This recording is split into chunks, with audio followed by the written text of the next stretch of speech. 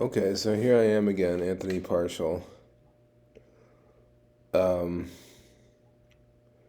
and what we're going to talk about today is awakening, of all things. What is awakening? With awakening, you kind of realize that you can't really do anything other than what you're doing. So awakening kind of does away with free will. Um,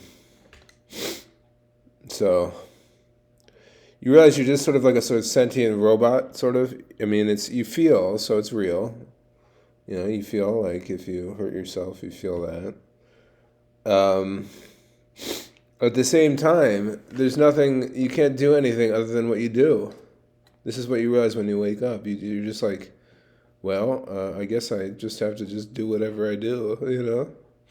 I mean, there's still, if you're schizophrenic like myself, there's still a something, right? Yeah. We won't mix up the sacred and the profane unless we go to a mental hospital, perhaps. Then we might mix it up a little bit, the sacred and the profane, but generally little down steer it up. So, um, so basically, ego waking up. Do you call is it ego death? Well, they're telling me it is, but it's more. It is ego death, in fact, waking up. Yeah. So um, now we should talk about ego death because um,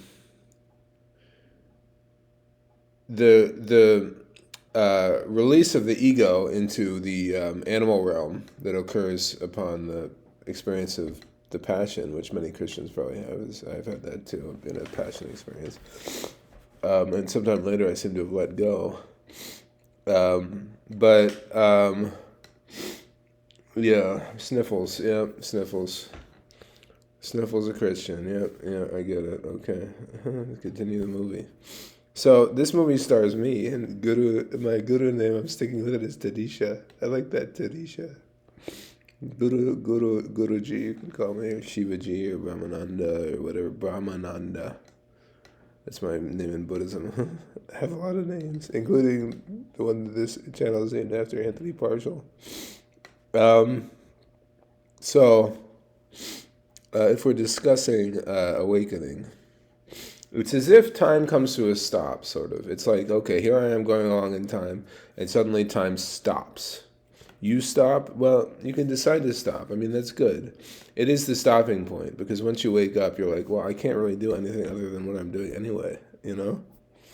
Now, before awakening, you might have, I still have schizophrenia, so I don't know, maybe I have to become hyper awakened or something.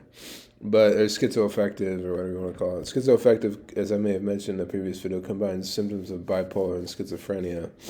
And schizophrenia is just, I don't understand. Pure schizophrenia, just having schizophrenia? I wonder what that would be like. Anyway, so I have schizoaffective disorder, unfortunately. So you're still, so in your head, your thoughts are still, what is this? What is that? Um, but what happens is, even if you're, say, schizophrenic, when you wake up, your decisions are no longer based on this little parrot or whatever it is revolving around in your head, or mimicking demon or whatever it is. You don't make decisions. Maybe this is why in Vajrayana Buddhism, at least Trungpa Rinpoche, Chogyam Trungpa Rinpoche, the great crazy wisdom teacher who brought Shambhala to America, which is a certain form of Buddhism, that I full revelation. Yeah, I go to the Shambhala Center in Burlington sometimes. They say there, well, I won't say, but I was going to say, they say enlightenment is an accident, but there's something you can do to make an accident more likely, and they like roll their eyes back. I don't know. They're very funny munchkins, but I'm just kidding. Wonderful Dharma. Shambhala, I think, I always say I think Shambhala has the best Dharma, the best Buddhist Dharma. Of course, then there's Buddha Dharma magazine, which I do not have a current subscription to, which is put out by Shambhala. Now, Shambhala is a trip and a half. But if you view enlightenment as an accident, and then you wake up. Trungpa Rinpoche also says the egoless state is the enlightened state. So you wake up, get over your ego, and you still have schizophrenia, right? Um, yeah, unfortunately. Um, but you can because it's still really strong in your head and your mind, your ego mind. But you're not using it to make decisions so much as just like, why is this awful little parrot babbling in my mind, my ego mind? Um, so you can get drawn out pretty far. It's not as if you go out and then you come back. It's just thoughts. I mean, schizophrenia is just a thought disorder, pretty much, or whatever you want to call it. If you want to call it a thought wellness, I don't know. But what happens with when you wake up is that when upon awakening is that you basically realize, however far out you go with this schizophrenia, you're not really making decisions based on that thought form anymore. Uh, so you might ask me, as you sit here, do you feel like you have free will? Well, ultimately, well, I'll go with what I couldn't answer that. Well, maintain noble silence, right? No. Um, so I forget what I was going to say. Something just blanked on me. Um, anyway, so awakening occurs when one gets over ego. Um, so if we wanted this, I mean, it's kind of pointless to discuss this ego death when the ego recedes into the animal realm, um, and